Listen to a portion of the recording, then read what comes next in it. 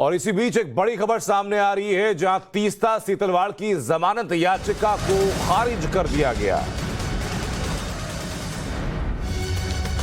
तीस्ता सीतलवाड़ और पूर्व IPS officer RB Shrikumar की जमानत याचिका को खारिज कर दिया गया है।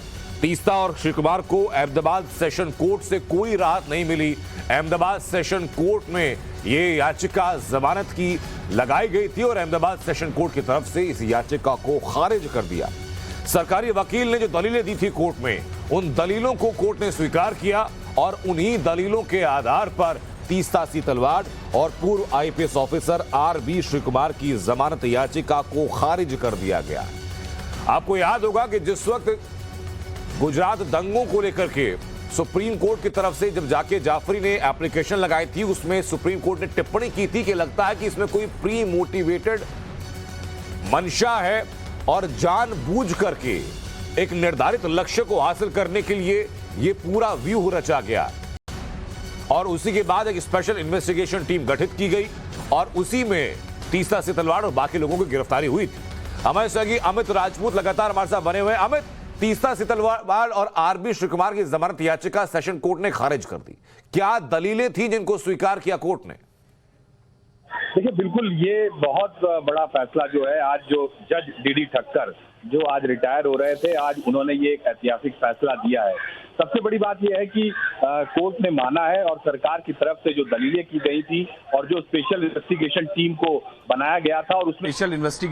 को बनाया गया था और उसमें जो बातें कही गई थी कि ये एक षड्यंत्र है, पूर्व नियोजित षड्यंत्र था, साथ ही साथ गुजरात को बदनाम करने के लिए, तत्कालीन मुख्यमंत्री नरेंद्र मोदी को बदनाम करने के लिए, और उसके साथ साथ जो एक बड़ी बात थी कि ये जो चीजें हुई उसके अंदर एसआईटी ने जब फिर से एक हलफनामा दाखिल किया था तो उसके अंदर कांग्रेस के स्वर्गीय नेता अहमद पटेल के नाम का भी उल्लेख किया गया कि अहमद पटेल भी इस मामले के अंदर जुड़े हुए हैं कहीं ना कहीं।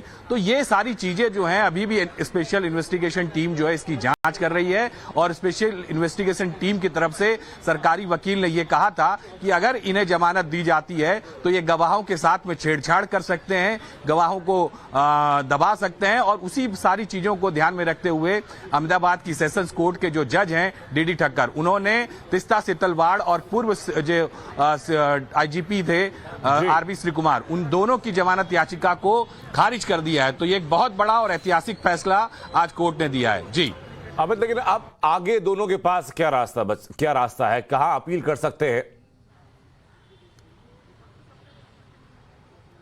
देखिए, अब ये दोनों के लिए तो हाईकोर्ट ही अब अगला रास्ता है। गुजरात हाईकोर्ट में इन्हें जाना होगा क्योंकि आज शनिवार है, कल रविवार है। सोमवार को अगर इनकी तरफ से जो अपील है वो की जाएगी कि अब हाईकोर्ट में सोमवार को ये दरवाजा खटखटाएं और वहां पे जब नंबर आएगा उसके बाद में ही वहां पे सुनवाई होगी और फिर से वहां पे एसआईटी अपना क्या पक्ष रखती है, वहां पे जो सरकार की तरफ से जो वकील होंगे वो क्या दलीलें करेंगे। फिलहाल इनके लिए अब कोई राहत के समाचार तीस्ता और सीतलवाड़ के लिए अभी दोनों को फिलहाल जेल में रहना होगा। बहुत शुक्रिया आपका अमित राजपूत, हम लोग जुड़ने के लिए और जानकारी देने के लिए।